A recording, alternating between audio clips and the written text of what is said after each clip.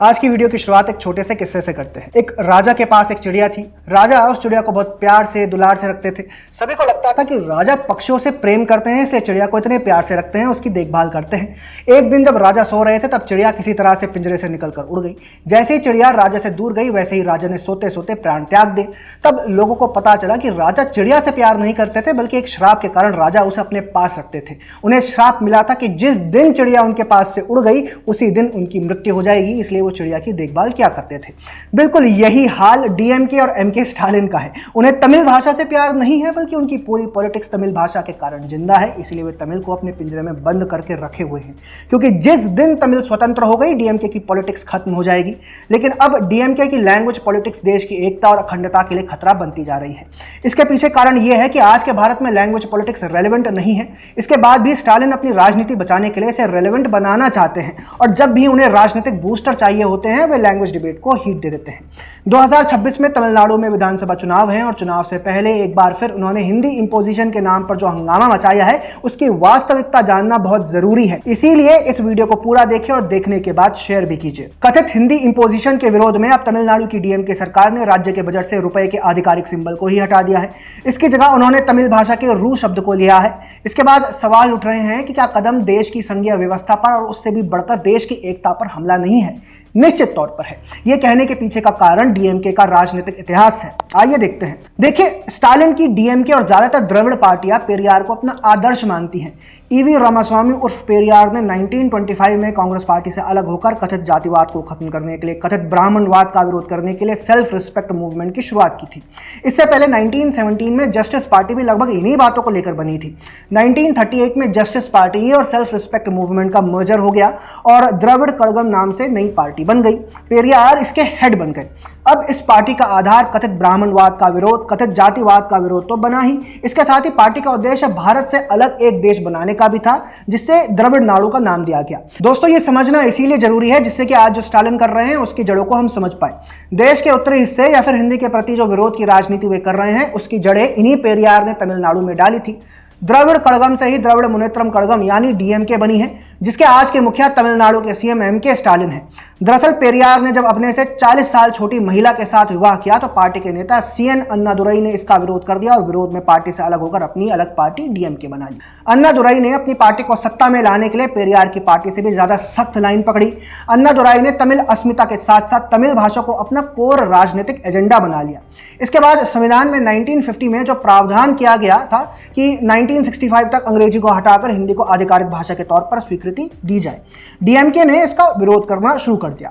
विरोध के क्रम में 1953 में डीएमके ने कथित हिंदी इंपोजिशन को लेकर एक बहुत बड़ा प्रोटेस्ट किया।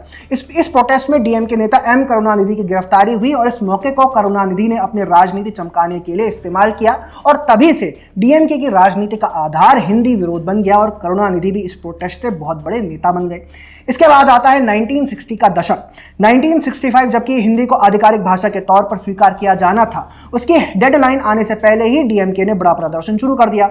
विरोध प्रदर्शन हुए, हिंसा हुई। दबाव में केंद्र सरकार ने ऑफिशियल लैंग्वेज एक्ट में संशोधन करके इंग्लिश का इस्तेमाल अनिश्चित काल के लिए आगे बढ़ा दिया।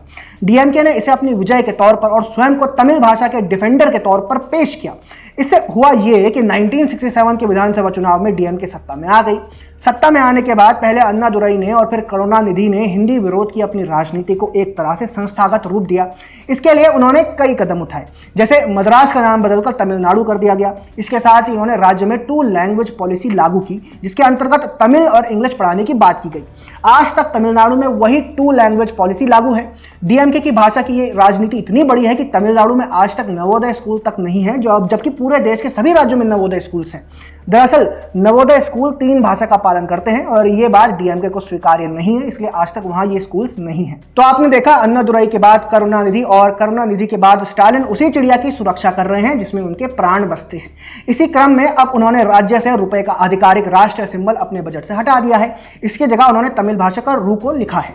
मजे की बात यह है कि रुपए का जो सिंबल स्टालिन की सरकार ने तमिल प्राइड और तमिल भाषा को बढ़ाने के लिए हटाया है, उसे उन्हीं की पार्टी डीएमके के विधायक एन धर्मालिंगम के बेटे डी उदय कुमार ने बनाया था। इससे भी बड़ी विडंबना यह है कि इस सिंबल को साल 2010 में यूपीए की सरकार ने अपनाया था, और उस समय यूपीए सरकार के साथ केंद्र में डीएमके भी साझेदार थी। उस समय विरोध नहीं किया गया। अब कर रहे हैं जब उन्हें अपनी राजनीति चमकानी है। खैर, सवाल यह है कि अब जब रुपए का सिंबल भारत की मुद्रा का प्रतीक पूरी दुनिया में बनता जा रहा है, तब इसका विरोध इस तरह से एक राज्य कैसे कर सकता है। आज यूपीआई के थ्रू दुनिया के कई देशों में पेमेंट होता है और रुपए का सिंबल ही भारतीय मुद्रा की पहचान है, तब ऐसा क्यों किया जा रहा है? क्या यह राज्य के अस्मिता के नाम पर राष्ट्रीय हितों के साथ खिलवाड़ नहीं है? सवाल यह भी है कि स्टालिन के पास एनईपी 2020 के विरोध का क्या आधार है? एनईपी में हिंदी थोपना कहां से आ गया? एनईपी में तो यह कहा गया है कि एक विदेशी भाषा हो, 2 भारतीय भाषाएं हो। स्टालिन एक अंग्रेजी को रख लें, एक तमिल रख लें और एक जो उन्हें सबसे प्रिय हो, जैसे मलयालम, तेलुगु, कन्नड़, उड़िया या फिर कोई और भारतीय भाषा, हिंदी ना रखें।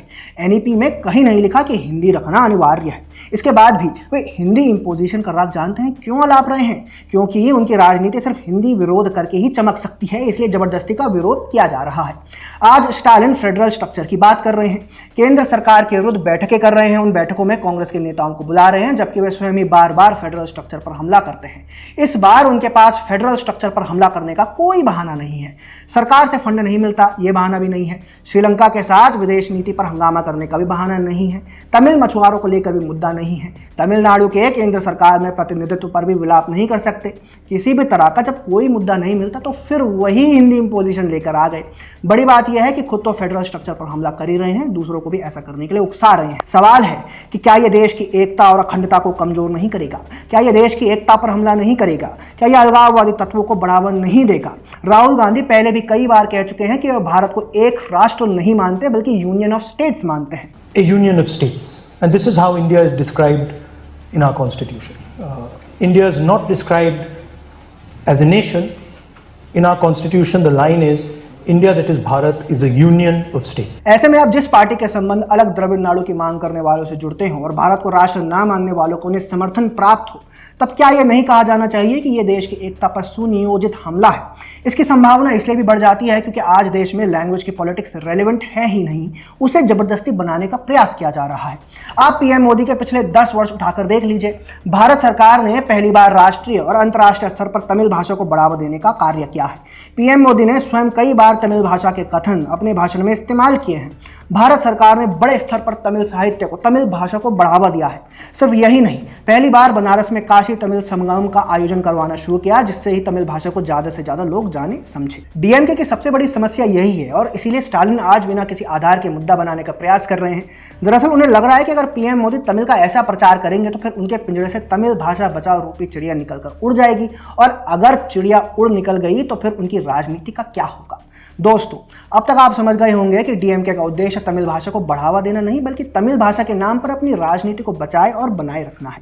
अगर बढ़ावा देना ही होता तो वे उन पेरियार को नहीं पूछते जिन्होंने तमिल को बारबारिक लैंग्वेज बताया था। தமிழே முக்கா பசங்க பாஷை காட்டு மிராண்டி பாஷை நான் சொன்னபோது குதிச்சானுங்க எல்லா பயிலும். ஒரு பைய முன்னால் வந்து பேச முடியலையே, என்ன அதுக்கு தமிழ்ல கேட்டா பண்ணிக்கலாமே இருக்கிறோம். அவ்வளவுதான் அந்த பயிலாக முடியுது. பண்ணி இருக்கிறத விட்டுட்டு ஏன் பண்ணிக்க போற முட்டாளே? दरअसल आज जो स्टालिन कर रहे हैं उसका मुख्य उद्देश्य राज्य पर लगातार बढ़ते जा रहे कर्ज से लोगों का ध्यान भटकाना है, चुनावों में राजनीतिक लाभ उठाना है, राज्य में ड्रग्स की बढ़ती समस्या से अटेंशन डाइवर्ट करना है और इंडी गठबंधन में अपना दबदबा बढ़ाना है।